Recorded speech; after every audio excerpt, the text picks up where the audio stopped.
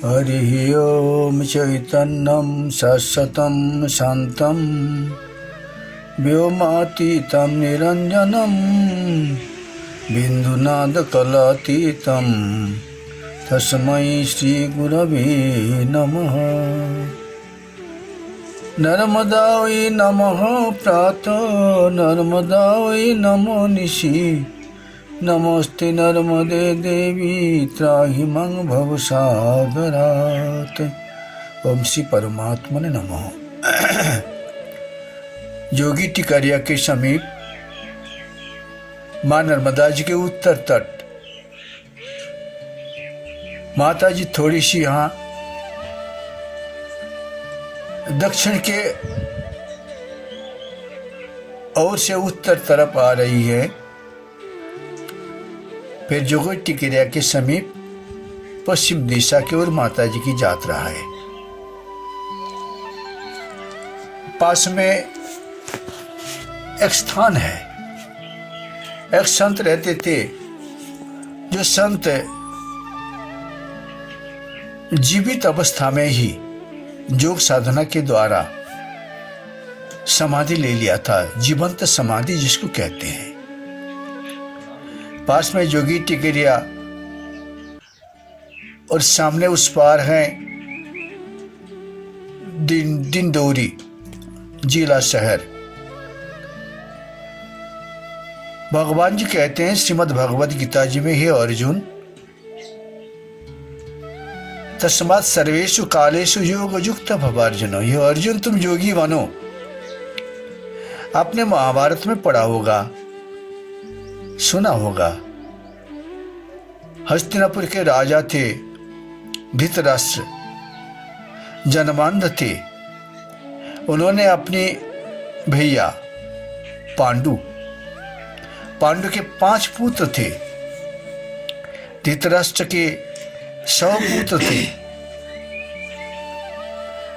लेकिन धृतराष्ट्र के 100 पुत्रों में से बड़े जो हैं दुर्योधन, दुशासन, इन लोगों ने बहुत सताया। पांडव के मृत्यु हो जाने के बाद विधवा माता पांडवों का कुंती माता थी। उन्होंने बहुत दुख झेले, पांडवों को ऐसी कष्ट दिया।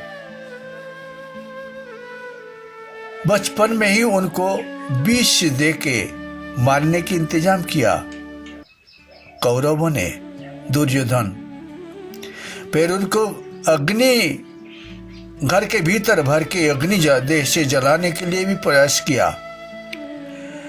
कपट चौपड़ खेल में उनको वनवास दिया। भरी राजसभा में पांडवों का जो धर्मपत्नी द्रौपदी माई थी, उनको भी बहुत त्रस्त किया। शर्मनाक सभास्थल पर काम किया। इतना होते हुए भी पांडवों ने भगवान द्वारकाधीश श्री कृष्ण के शरण में रहे, कभी भी नहीं छोड़ा। जितनी विपत्ति उनके सामने आ पहुंचे, हर एक समय पांडवों ने भगवान द्वारकाधीश का ही सलाह लेके सारे काम करते थे। भगवान ने जैसी उपदेश उनको देते थे उसी प्रकार किया करते थे। आखिर तक भगवान ने लड़ाई के मैदान में अर्जुन को उपदेश दे दिया, हे अर्जुन तुम योगी बनो। वही योग साधना करके जब उनको ज्ञान मिला, वही ज्ञान से ही सारे खोई हुई संपत्ति को उन्हें प्राप्त कर लिया। हस्तिनापुर के राजा बने धर्मराज युधिष्ठिर। तो योग का कितनी सामर्थ्य है। वही योगी एक यहाँ पर जो रहते थे, उन्होंने समाधि ले लिया था। आपने ये भी सुना होगा श्रीमद् भागवत जी की कथा में, महाराज परीक्षित जब पांडवों ने उनके ऊपर राजभार समर्पण करके वनवास हो गए, मतलब संन्यास धर्म ग्रहण कर लिया, महाप्रस्थान की यात्रा पर यात्रा कर लिया, तो राजा परीक्षित ने जो करना नहीं था, ब्राह्मण भक्त थे, श्रीहरि के आश्रित थे, पांडव कुल के वो एक महान पुत्र थे, लेकिन गलती उन्होंने एक मरे हुए सर्प को सम्यक ऋषि के गले में दे दिया।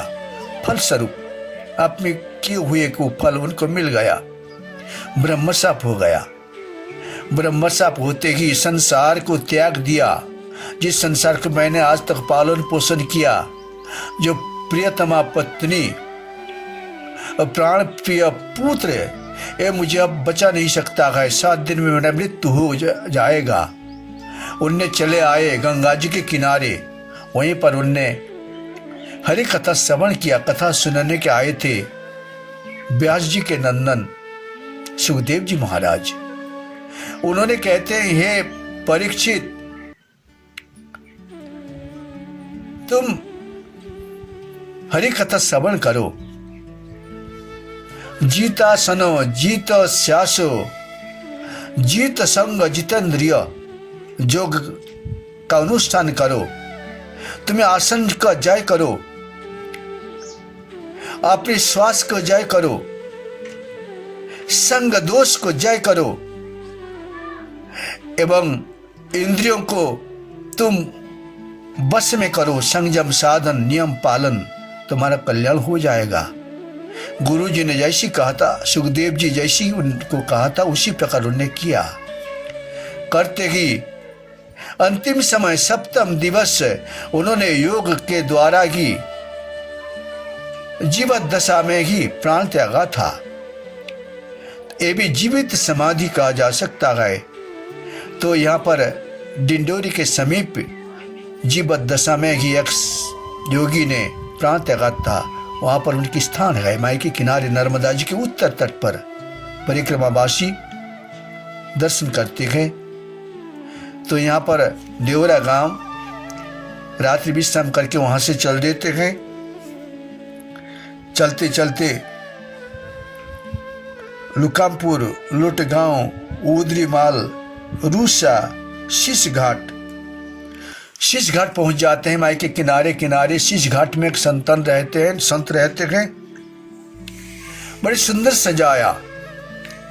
वहां पर स्टॉप डैम्प है, माई का जल रुका गया है और माता जी के मंदिर हैं। बहुत साधु संत निवास करते हैं। भोजन का इंतजाम है, अन्न क्षेत्र लगा हुआ है। उसके पास है दूधी संगम स्थल, एक पवित्र स्थान माना जाता है। संगम, जीवात्मा जब परमात्मा के साथ मिलने के लिए जो दौड़ साधना करते हैं, योग करते हैं, वो यही संगम स्थल। तो दूधी नदी पार करके, छोटी सी धार है, पार करके ऊपर माई के किनारा आश्रय करके ऊपर यात्रा करते हैं।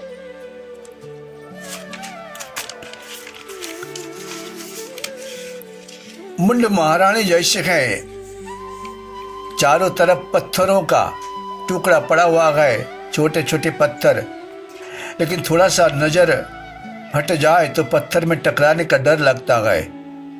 परिक्रमावासी माता जी को दाहिना तरफ रखते हुए यात्रा करते हैं। नर्मदे हर आवाज है।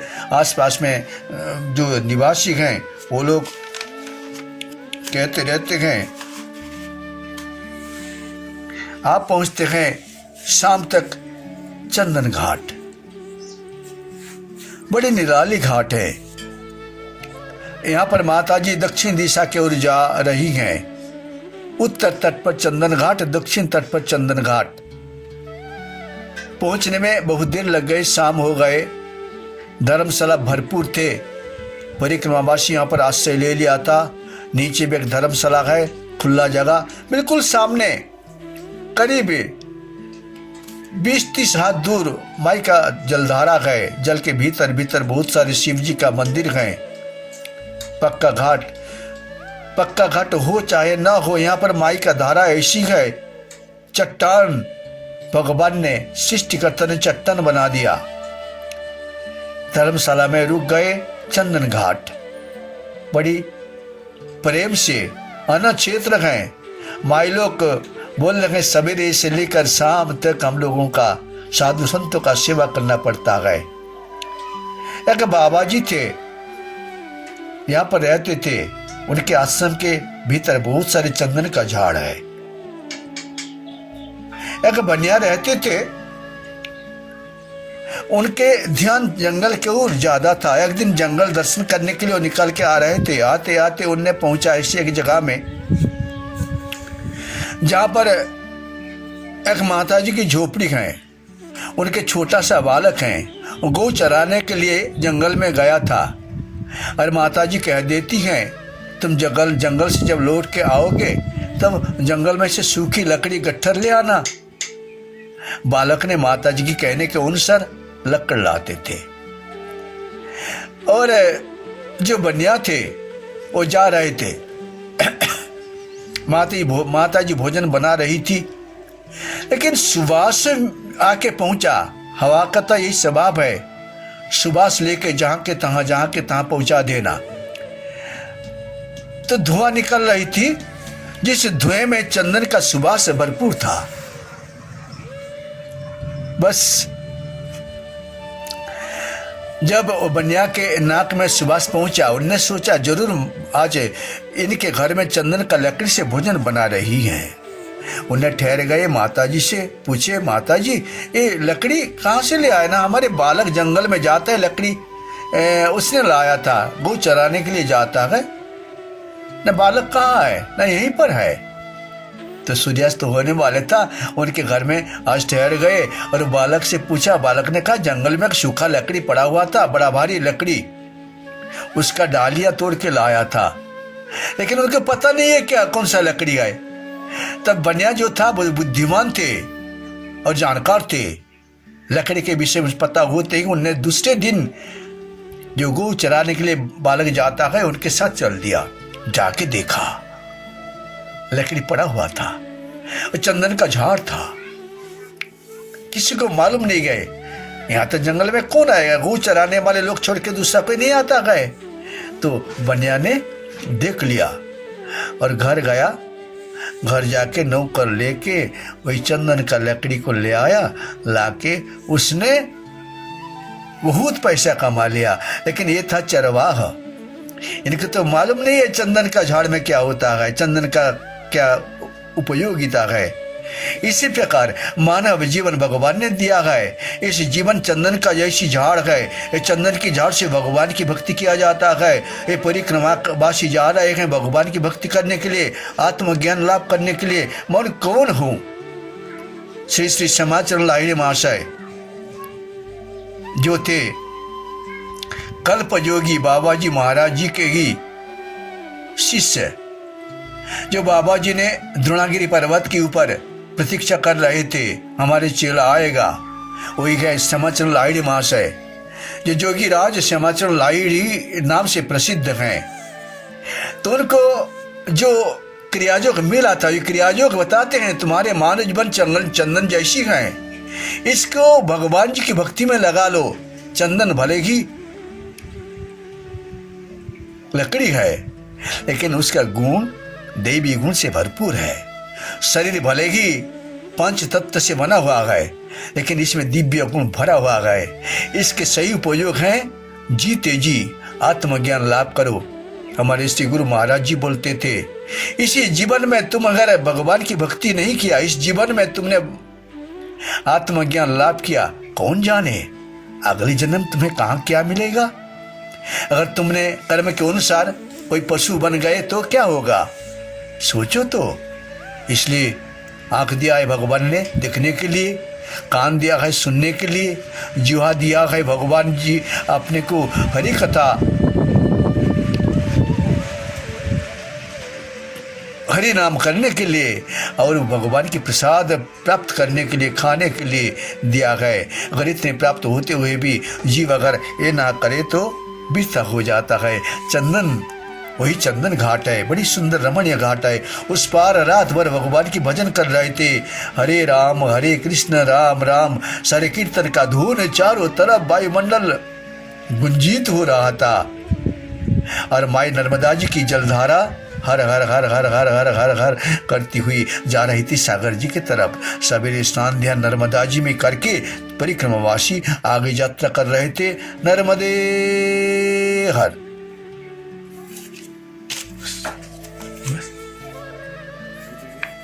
लो हो गया, काट दो इसको। आ जाओ बाबा। चलो।